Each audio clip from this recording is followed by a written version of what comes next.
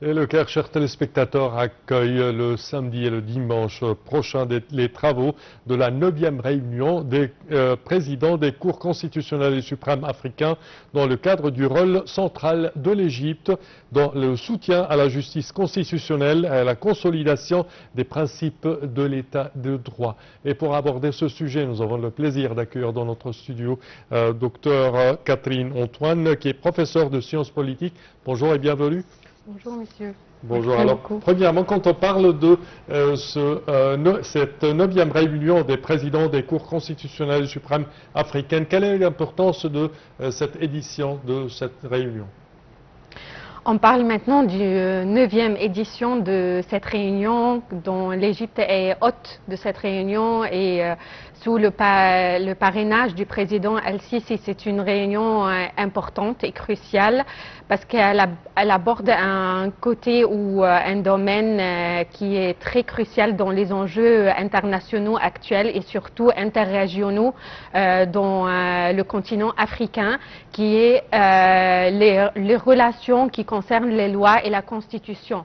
On parle des cours, la Cour constitutionnelle, les cours suprêmes. Ce sont des cours qui gèrent des dossiers stratégiques internes, mais aussi qui nécessitent du relationnel interrégional crucial, parce qu'on voit des enjeux majeurs maintenant qui affectent tout le continent. On parle des ressources naturelles comme la crise du barrage en Éthiopie, et donc on parle aussi du terrorisme, des réfugiés, de l'intelligence artificielle et les technologies modernes. Tout cela nécessite un encadrement juridique et nécessite aussi une bonne entente entre les États pour vraiment résoudre ces problèmes ou veiller sur leur constitutionnalité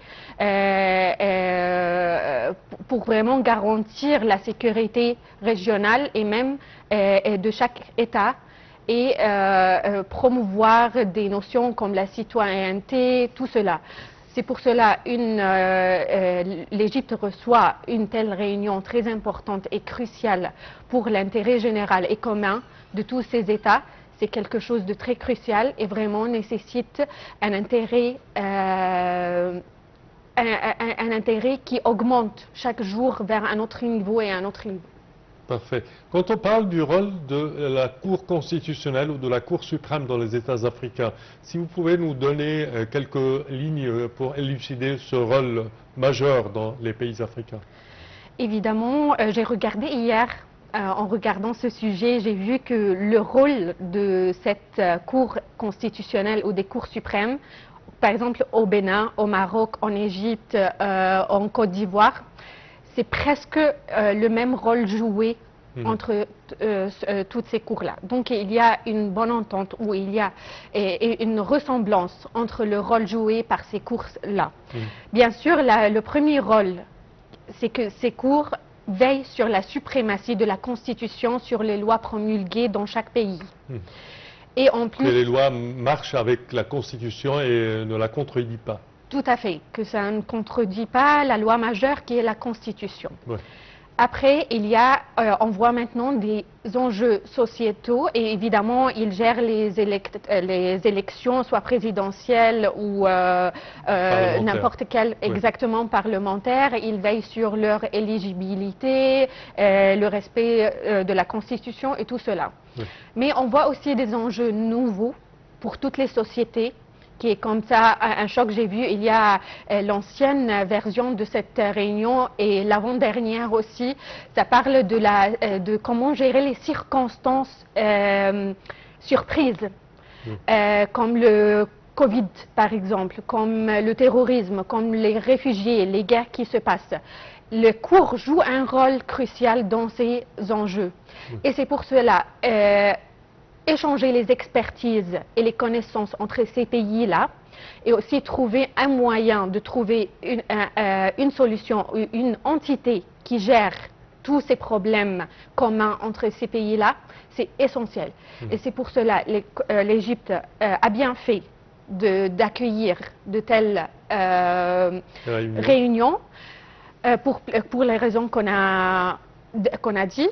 Et aussi, ça doit aussi augmenter et monter à un autre niveau et ça vraiment mérite une couverture médiatique importante et une conscience des peuples pour cela et des responsables aussi et des experts, non uniquement juridiques mais aussi les experts de la société, de la sécurité, même technique par exemple, parce qu'il y a un côté technique dans par exemple les technologies qui doivent vraiment tous ressembler ensemble des solutions pour trouver, pour aider à régler les problèmes modèles.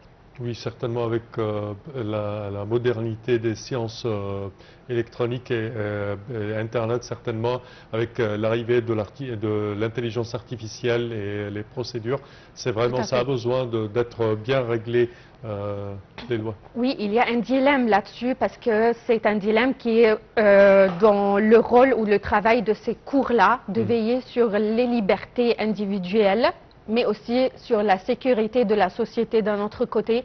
Et c'est vraiment ces technologies, on voit cela même à l'Union européenne.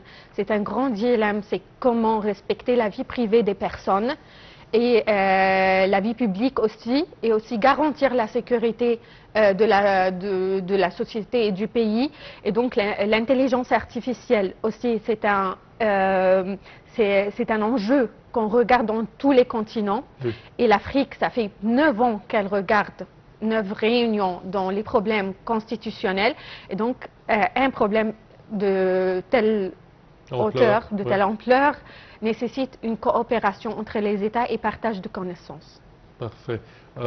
Comment cette réunion contribue-t-elle au renforcement de la coopération judiciaire et constitutionnelle entre les États participants et en quoi ils peuvent profiter des expertises, par exemple, d'autres pays?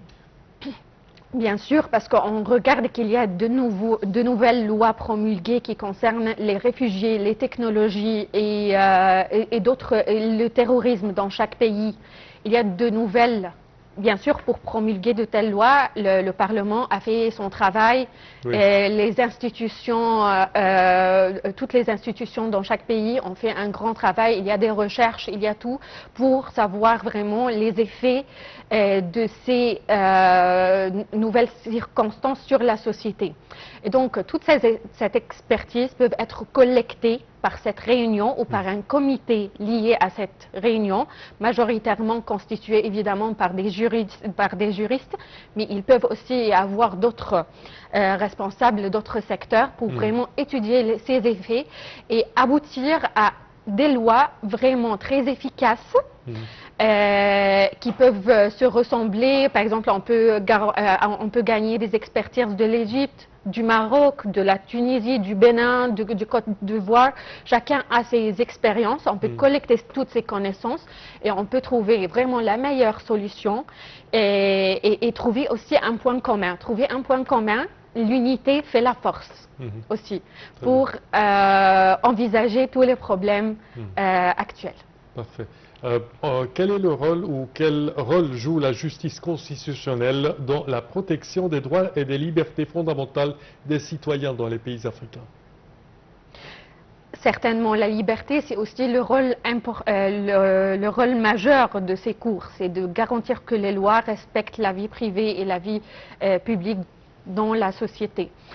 Et donc, surtout, je trouve que la technologie, mais aussi le terrorisme, entrave la liberté ou contraint les libertés individuelles d'un côté, mais aussi il faut vérifier que ces lois n'entravent de l'autre côté, ne garantissent uniquement pas la sécurité sur la vie privée. Donc c'est vraiment difficile de trouver la solution, l'équation être profitant des deux côtés. Des deux côtés, exactement. Et donc ça mérite vraiment un travail très acharné pour trouver une équation qui garantit les deux. Cette équation, sécurité et vie privée. Mais je pense que les cours travaillent sur ce point, les cours africaines, d'après aussi ce que j'ai trouvé, qu'ils vraiment s'intéressent à ce point d'une manière vraiment très intéressante.